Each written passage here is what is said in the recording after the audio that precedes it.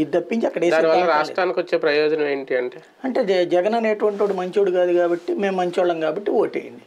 ఒకవేళ చంద్రబాబు గారు మంచోడు కాదని మీకు అనిపించిందా, పవన్ కళ్యాణ్ చూసి ఓటేయండి. వీళ్ళిద్దరు మంచోళ్ళు కాదనిపించిందా, మోడీని చూసి ఓటేయండి.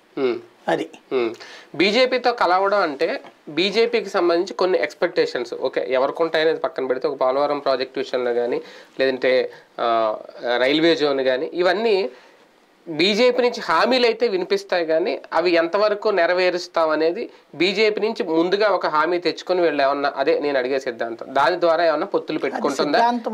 పథకాలు అనేది ఆల్రెడీ నడుస్తున్నాయి. ఇప్పుడు పోలవరం ఎక్కడ ఆగల, ఆపింది ఏళ్ల స్వార్థం వలన దిక్కుమాలిన కంపెనీలకు ఇచ్చి దిక్కుమాలిన ప్లాన్స్ పెట్టి తెలుగుదేశం టైంలో తీసుకెళ్లి అనవసరంగా మట్టి కట్టను చెడగొట్టుకుని దాన్ని నాశనం చేశారు. దానివల్ల లేటు. ఇప్పుడు అది మళ్ళీ ఇంటర్నేషనల్ డిజైన్స్ వచ్చేదాకా ప్రాజెక్ట్ నడవదు.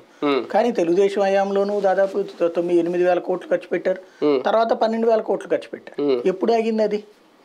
అదేం గాల్లో నుంచి వచ్చి పడదు కదా ప్రాజెక్ట్ అనేది. కట్టారు కదా, కడుతూనే ఉన్నారు కదా. దాంట్లో ఇంకేం చెప్తారు వీళ్ళు? ప్రాజెక్ట్ పూర్తి చేస్తామనే చెప్తారు, అంతే కదా. ప్రాజెక్ట్ రన్నింగ్ లోనే ఉంది, దాన్ని తప్పనడానికి ఏముంది?